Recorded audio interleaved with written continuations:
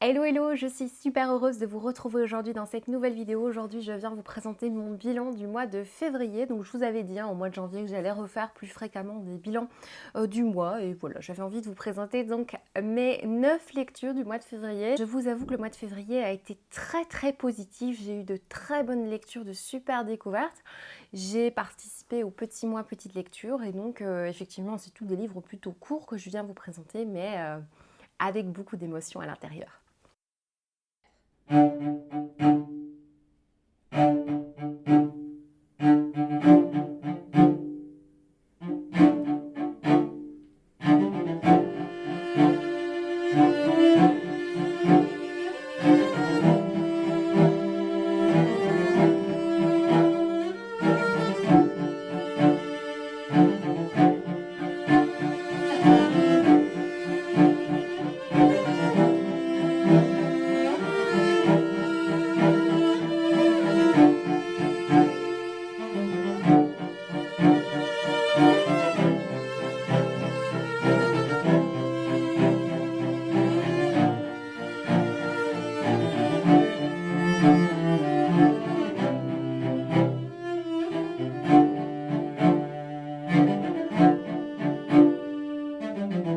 Le livre avec lequel j'ai entamé mon mois de février, il s'agit d'une petite nouvelle, Galatée de Madeline Miller, petite nouvelle que j'ai trouvée très forte. Il s'agit ici d'une réécriture du mythe de Pygmalion, mais ici en donnant sa place au personnage de Galatée. Donc on donne à Galatée l'occasion d'avoir ses propres choix, de prendre des décisions là où la mythologie l'a laissé un petit peu, l'a laissé complètement de côté. Alors moi je ne connaissais pas ce mythe de Galatée, je ne connaissais pas ce mythe, donc forcément ce que je vous dis là c'est seulement après avoir lu des choses sur le mythe en question, sur le mythe de base, mais c'est vrai que moi je ne connaissais pas du tout ce mythe de Pygmalion qui est cet homme qui faisait des sculptures et qui est tombé amoureux de la sculpture de cette Galatée et qui à un moment il va la caresser et elle va commencer à rougir et grâce à une déesse elle va prendre vie et donc dans l'histoire ils partent tous les deux, je ne sais plus, enfin bref.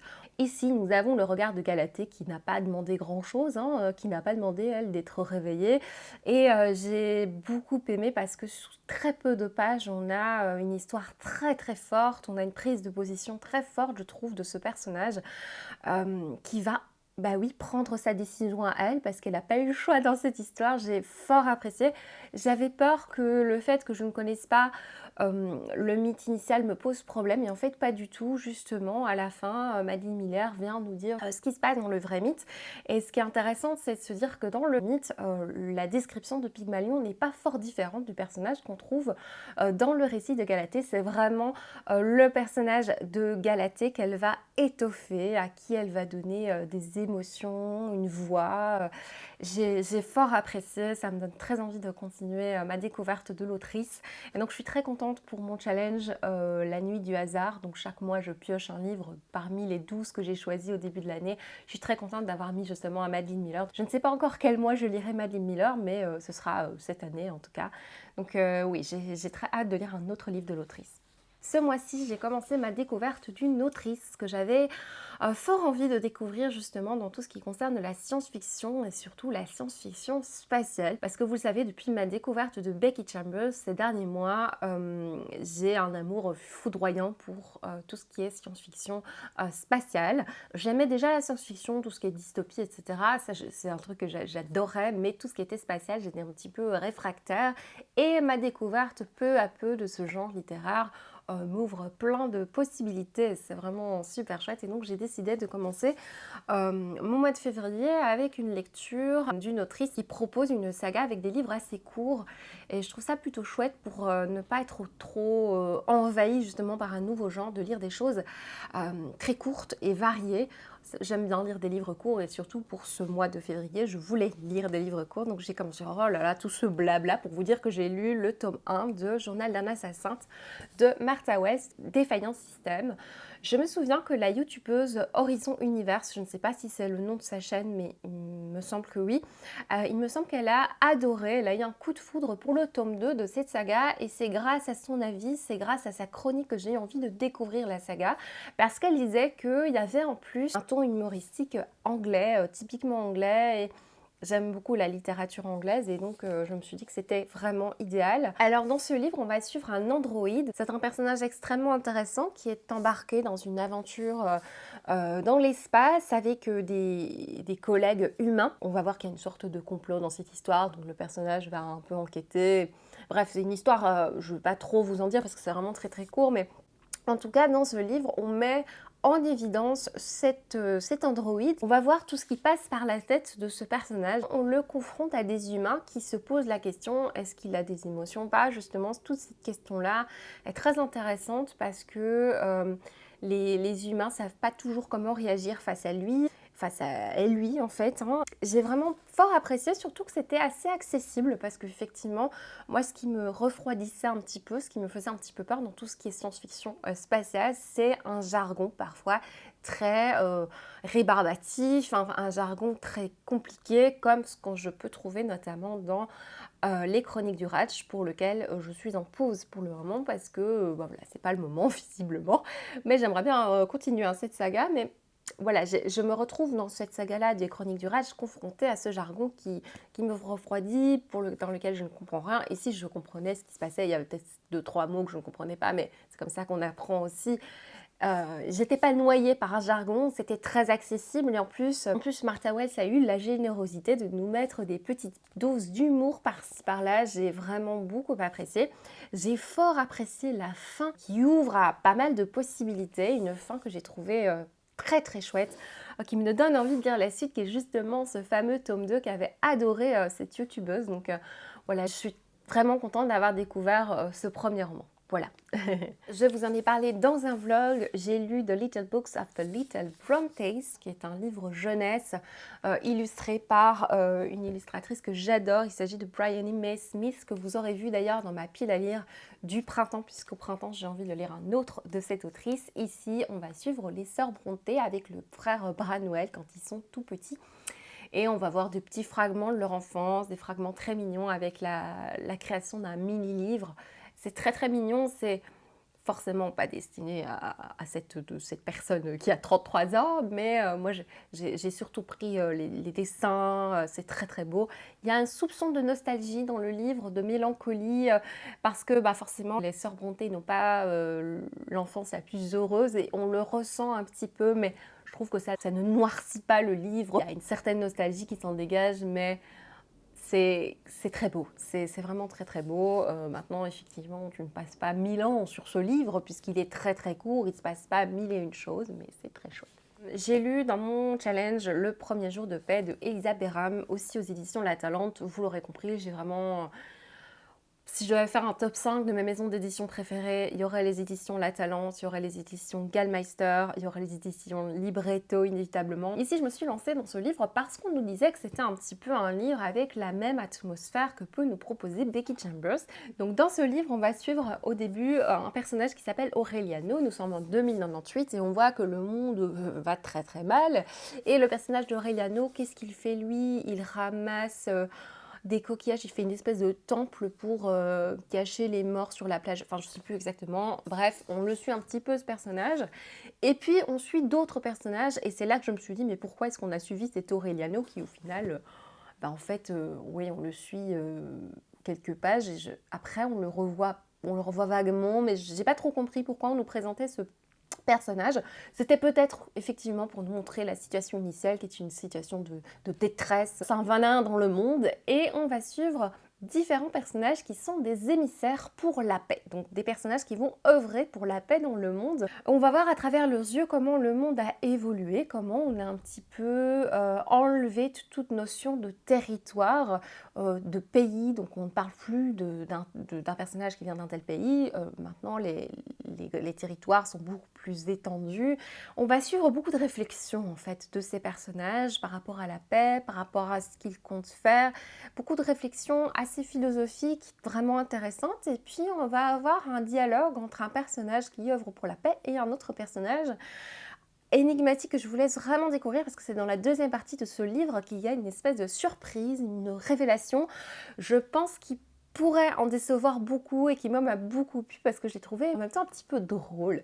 Je ne sais pas si c'était volontaire que ce soit drôle, mais il y avait quand même quelque chose d'assez cocasse et d'assez drôle dans cette révélation, dans cette, oui, cette deuxième partie. C'est un livre que globalement j'ai apprécié. Maintenant, je trouve que c'est ce qu'on nous présente en fait dans cette deuxième et dernière partie, ce qu'on nous présente, je trouve que ça aurait été beaucoup plus chouette si on nous l'avait présenté sur beaucoup plus de pages. Et moi j'avais envie d'en savoir beaucoup plus, d'aller plus loin dans les explications et même dans les émotions en fait. Du coup j'étais un peu frustrée par le côté court de ce livre qui m'a frustrée dans ma lancée, dans ma lecture. J'aime beaucoup les livres courts, mais ici je trouve que c'est un petit peu un frein aux émotions parce que je n'ai pas pu vraiment les vivre ces émotions. Parce que je passais pas assez de temps avec les personnages et parce que cette fin m'a laissée sur ma faim justement. Et il y a aussi ce côté, comme je vous ai dit, on nous parle d'un livre comme ce que peut faire Becky Chambers. Et je trouve ça dommage de toujours comparer les auteurs les uns aux autres. Après, je comprends, c'est ce qui fait vendre, c'est ce qui fait qu'on choisit un livre ou l'autre. Hein. C'est pour ça, moi, que j'ai voulu lire, parce qu'on nous parlait de Becky Chambers. Mais en fait, on n'a pas du tout la même ambiance que Becky Chambers. Parce que dans Becky Chambers, je trouve qu'il y a une énorme bienveillance et surtout quelque chose de très positif qui s'en dégage. Et ici, je trouve pas que c'était un livre qui dégageait beaucoup de positivité. C'était très beau, c'était très bien écrit, il y avait effectivement un peu d'espoir. Mais je trouve quand même qu'il y a beaucoup de moments qui m'ont paru, moi en tout cas, personnellement, qui m'ont paru très tristes. On nous dit que la gravité de la situation n'exclut pas l'espoir, c'est vrai, mais moi je ressentais trop en fait la gravité de la situation pour ressentir un éventuel espoir. C'est peut-être cette comparaison qui m'aura un peu refroidi. Et donc le fait que ce soit assez court. Et j'ai un peu du mal à en parler parce que j'ai oublié pas mal de choses. Mais bon, ça a été quand même une bonne découverte. Et effectivement, je serais ravie de découvrir ce que l'autrice a écrit d'autre parce que j'ai beaucoup apprécié sa plume. J'ai lu au mois de février Le secret des bonbons pamplemousse. Alors je vous en ai parlé dans un vlog, mais je vous en reparle ici bien évidemment. Je ressors de cette lecture après plusieurs semaines en ayant l'impression d'avoir dégusté un bonbon délicieux comme le dit le titre, avec des petites saveurs un peu amères, un peu tristes, mais avec beaucoup de bienveillance et de douceur. Donc dans ce livre, on va suivre en gros l'histoire d'une famille sous différents points de vue. Et les chapitres vont se répondre pour compléter l'histoire justement. Je ne sais pas si je dois vraiment trop résumer parce que moi je ne savais rien sur le récit, sur l'histoire et c'est ça qui a fait que j'ai passé un encore meilleur moment. Je ne savais rien sur l'histoire. Tout ce que je peux vous dire, c'est que c'est un livre qui va parler de réconciliation, de relations familiales. Un personnage qui revient un moment dans le livre et sa mère ne lui parle plus, lui en veut pour quelque chose et on se demande pourquoi. Et justement, il y a cette petite tension de savoir pourquoi, qu'est-ce qui s'est passé pour qu'elle lui en veuille. Vraiment, j'ai beaucoup apprécié. En plus, je trouve que c'est un livre qui va aborder des thématiques qu'on n'aborde pas beaucoup en littérature, notamment les rituels autour de la mort au Japon, que je ne connaissais pas, que je trouvais très très beaux, qui m'ont fort touchée, qui m'ont vraiment beaucoup plus parlé que les rituels qu'on peut faire dans la religion catholique par exemple. J'ai bien aimé les dessins, maintenant j'ai mis du temps à m'adapter, parce que c'est très pétillant, c'est très lumineux, c'est plein de couleurs et effectivement il faut un petit peu du temps et au final je me suis habituée, j'ai adoré. La plume est très jolie aussi pour un graphique parce que c'est vrai que c'est pas toujours le cas dans un graphique. La plume est très soignée, très jolie. J'ai mis aussi du temps, ça je vous l'ai dit aussi en vlog, à m'adapter au fait que nous n'avions pas un regard, une écriture d'un personnage, enfin d'une écrivaine japonaise, mais bien d'une écrivaine française amoureuse du Japon. Et je trouve que ça se ressentait. C'est pas dérangeant du tout, c'est juste que j'ai mis un petit peu de temps à m'adapter. C'est surtout dans la plume en fait, dans l'écriture. Je sais pas comment expliquer, enfin, tu sens que c'est quelqu'un qui est amoureux du Japon qui l'écrit et c'est très beau, c'est très chouette. Mais j'ai mis du temps à m'y adapter. Voilà, je sais pas pourquoi je dis ça au final, je devrais pas, parce ça donne l'impression que j'ai pas aimé à cause de ça, alors que pas du tout. J'ai adoré ce livre, je lui ai mis 18 sur 20, voilà. On va rester avec le Japon, la transition est extraordinaire, puisque ce mois-ci, j'ai découvert un livre. Le contexte de lecture, c'est que j'étais en train de lire Les Oiseaux du Temps, qui est un livre que je vais malheureusement devoir laisser de côté parce que vraiment, je n'accroche pas du tout à cette lecture. J'ai dépassé 120 pages, je crois, et c'est bon, j'abandonne là, vraiment.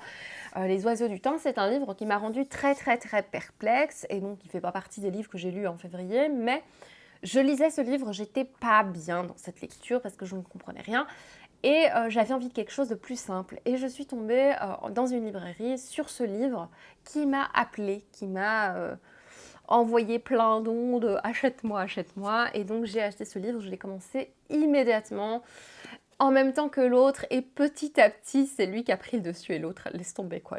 Ouais, je suis à la page 120 là, c'est fini. Enfin, je pense qu'on va lui dire adieu. Bref, j'ai lu donc Un lundi parfait matcha de Michiko Aoyama, qui a été une découverte, mais d'un plaisir. C'était tellement agréable cette lecture. Déjà, la couverture est splendide. Elle me met déjà dans cette ambiance, dans cette atmosphère. Je sais que je vais me retrouver dans quelque chose de doux.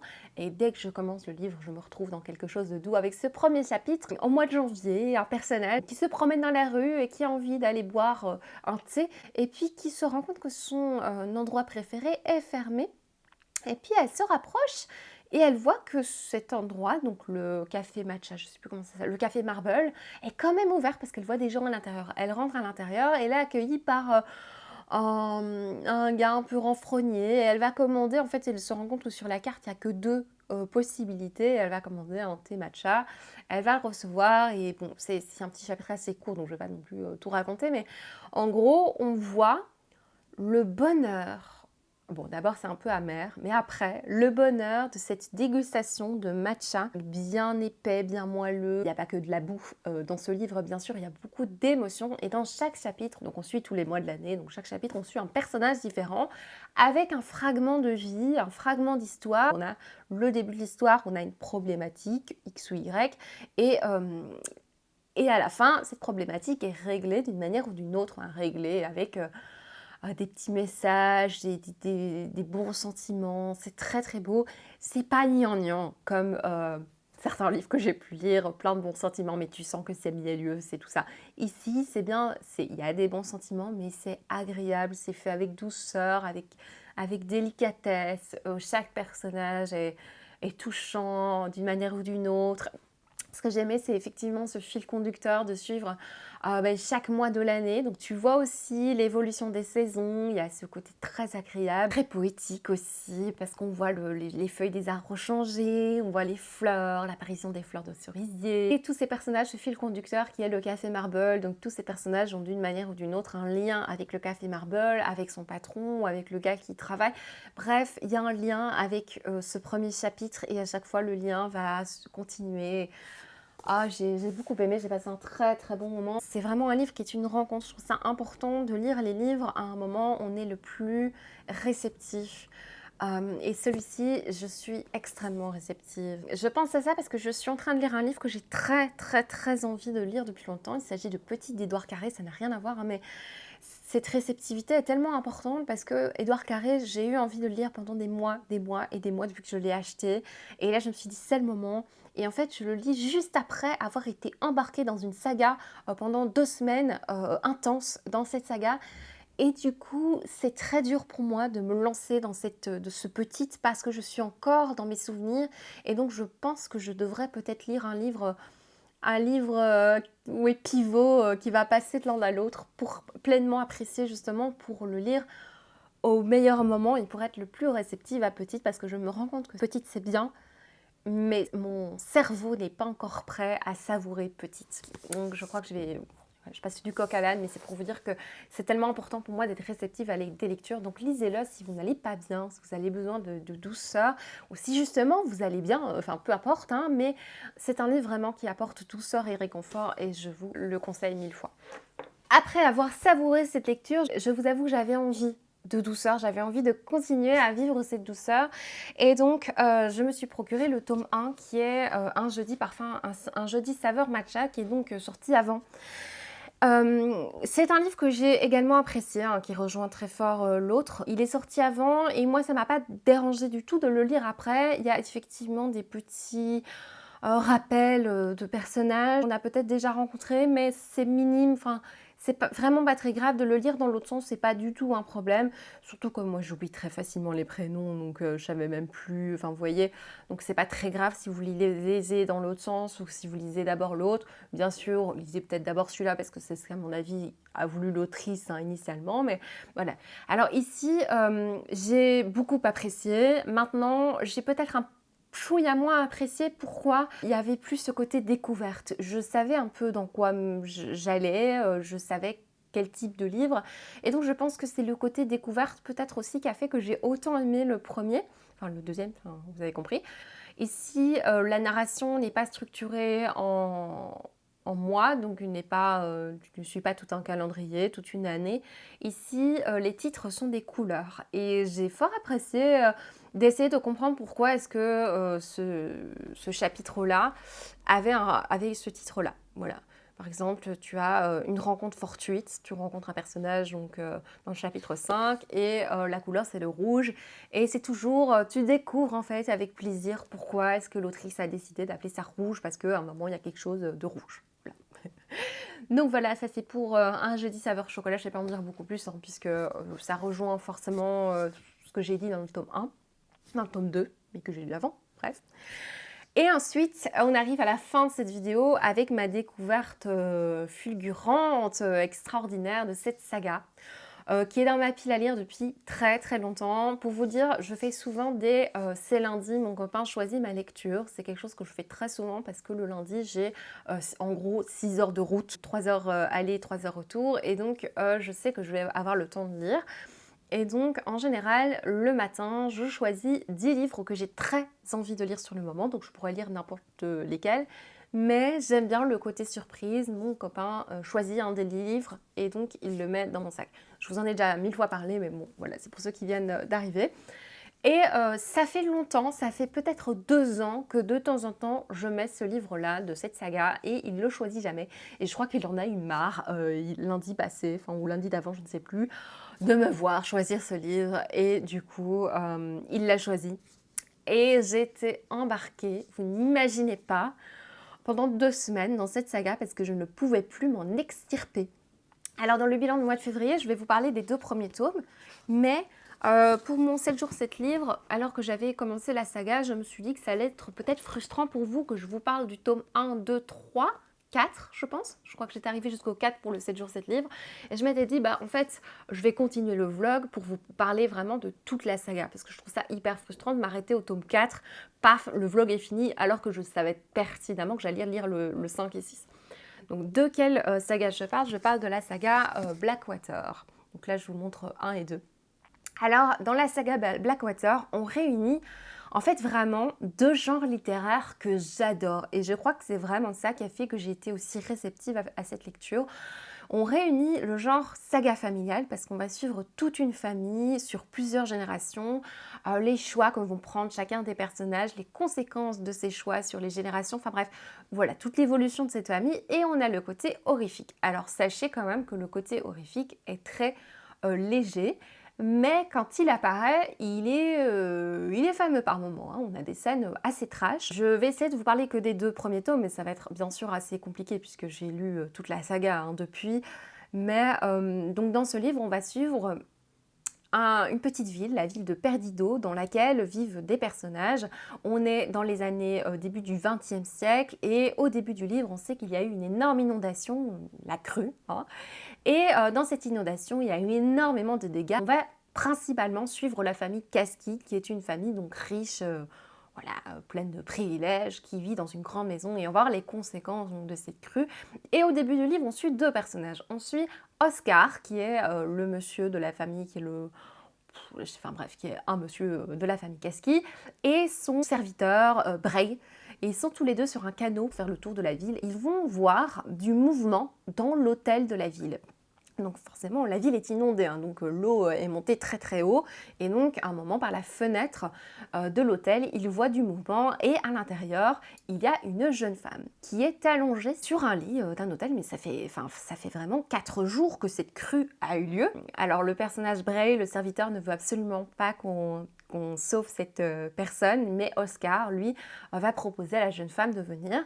Et alors, il ne comprend pas trop parce que cette personne qui s'appelle Elinor est là depuis 4 jours. Et elle dit, oui, je me suis endormie et je me suis enfin réveillée. Et ils sont un peu surpris qu'elle ne se soit pas réveillée plus tôt. Et surtout, ce qu'ils remarquent après, ou je ne sais plus s'ils le remarquent, mais nous on le remarque, c'est que quand Elinor part avec Bray et Oscar, on se rend compte que c'est pas possible qu'Elinor soit restée sur son lit pendant 4 jours alors que l'inondation a dépassé largement le niveau du lit. Voilà, donc on voit une trace sur le mur et c'est pas possible qu'elle soit restée sur le lit pendant 4 jours. Donc on a tout de suite ce côté un peu énigmatique, un petit peu, très vite on s'en rend compte, un peu fantastique dans ce livre qui reste tout au long de la saga, pendant tous les 6 tomes. On va suivre donc tous les personnages de cette famille qui voient arriver Elinor qui a été sauvée. Il y en a qui ont très peur d'Elinor, qui se disent qu'est-ce que c'est que cette personne, et d'autres qui l'accueillent avec beaucoup de bienveillance. On se rend compte en fait au fur et à mesure de la lecture que c'est plutôt nous qui nous posons des questions sur l'aspect fantastique du récit, sur les choses bizarroïdes. Les personnages ne se posent pas de questions, ou alors ils passent très vite sur ces questions et ils en concluent que c'est ci ou que c'est ça. Mais nous, on se dit ouais, en fait, il y a quelque chose de fantastique là-dedans. Alors dans ce livre, c'est un livre qui est classifié en horreur. Dans les 2 premiers tomes, je parlerai de la saga en entier après, enfin dans mon vlog, mais dans les 2 premiers tomes, il y a 4 scènes. Si je résume vraiment les 2 premiers tomes, il y a 4 scènes horrifiques, on va dire, des scènes terribles. Il y a notamment une scène horrible. Je crois que j'avais envoyé à une amie, à la fin du 2e tome, il y a une scène ultra trash. Effectivement, il y a une scène ultra trash à la fin du 2e tome. Il n'y a pas énormément d'horreur, mais quand il y a de l'horreur, ou en tout cas des scènes terribles, elles sont présentes, sachez-le. Donc si vous êtes très très sensible, vous allez peut-être aimer toute la grande partie où il n'y a pas de scènes horrifiques, mais quand elles sont là, pour certaines, elles sont extrêmement violentes. Et là, je parle des scènes en rapport avec le côté un peu fantastique du récit. Maintenant, effectivement, c'est pas le plus important du livre. Je trouve que ça apporte dans la saga une ambiance. Vraiment, ça apporte une ambiance, ça apporte un plus, évidemment, pour moi, parce que voilà, j'aime bien quand c'est un peu horrible, mais vraiment, le principal du récit, ça va être ce côté générationnel, ce côté relation entre personnages d'une même famille. J'ai adoré parce que on suit ces personnages, on les voit grandir, on les voit évoluer. Il y avait quelque chose aussi d'assez drôle dans cette saga parce que ces personnages font des actions, mais oui, parfois horribles ou parfois sortent des phrases hyper cash comme ça et tout d'un coup ils s'insultent d'une manière ou d'une autre tout d'un coup et c'est drôle. Il y a notamment ce côté assez récurrent de se donner les enfants de l'un de l'autre. Il y a un côté assez drôle dans cette lecture, mais vraiment moi ce que j'ai préféré c'est l'aspect relationnel entre les personnages, l'évolution de ces relations. Je trouve que surtout dans la première partie de la saga, ça prend bien du temps. Après, ça va un petit peu plus vite, effectivement, avec un côté un peu redondant dont je vous parlerai.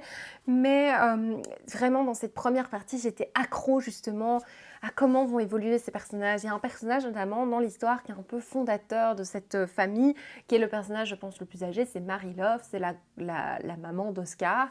C'est un personnage extrêmement fort qui va prendre beaucoup de décisions dans la famille et à qui va se confronter Elinor quand elle va arriver. Donc Elinor va voir, ou Mary-Love va voir en Elinor une ennemie.